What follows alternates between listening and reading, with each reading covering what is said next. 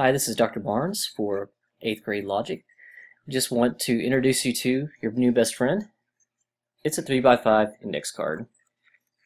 Blank on one side, lines on the other. And this is how you're going to memorize 209 logical fallacies that you need to avoid in your writing to have a good logical argument.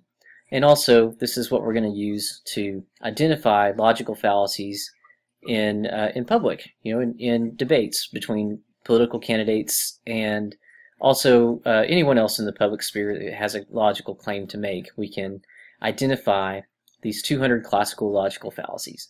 So what you need to know is the definition, which usually appears first, and it will say, how do you know its definition? Well, it'll say the accent fallacy is, and then you need to know this basic definition. So what I would do is take your new friend and write on one side accent fallacy, right on the other side the accent fallacy is. The other thing that you need to know is the explanation. Why is it a logical fallacy?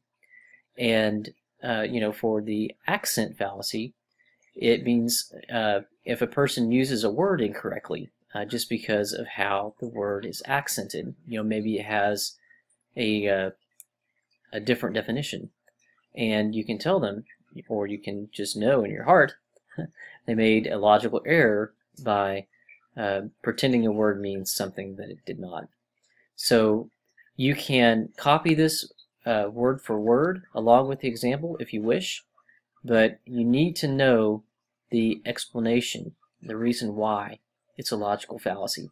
And I'm not going to give you word for word. I'm not looking for a word for word explanation whenever I ask you on your exam or on a quiz to explain why something is a logical fallacy. I would give you an example. I would give you an example that looks something like this, and ask you to name the logical fallacy or fallacies that are in a statement and tell me why. So you would present something like this. So on one flashcard you have the definition. Second flashcard, it would have the same name, accent fallacy, and explain why a certain fallacy is the accent fallacy. And usually it's exactly the same. It's something like this. So it's not that hard. As you can see, these are very short, enough to easily fit on a 3x5 note card. And I'm not giving you a whole lot to begin with. So, and another thing to notice here is ad baculum. That is one of your, I believe that's on your first week of flashcards. It's also the scare tactic and appeal to emotions. So I said there are 209 logical fallacies. Some of them overlap, which is wonderful for you. You just need to know that the ad baculum is also a scare tactic and appeal to emotions. But the thing is though, appeal to emotion can be appeal to any emotion, not just fear. So the ad baculum is specifically appeal to fear. Why does it have its own name? Well, because people appeal to fear a lot. That's something that you're going to see a lot. Political candidates are very, very and much in love with this particular fallacy, making you afraid of what life would be like if they were not president, or afraid of what it would be like if Hillary Clinton, for example, was president.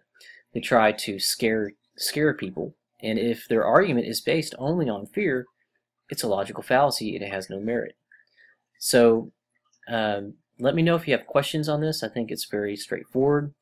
I'm not looking for a word-for-word definition. When I ask you for a definition, you just need to sum it up in your own words. So you don't need to write down everything word for word. If you can find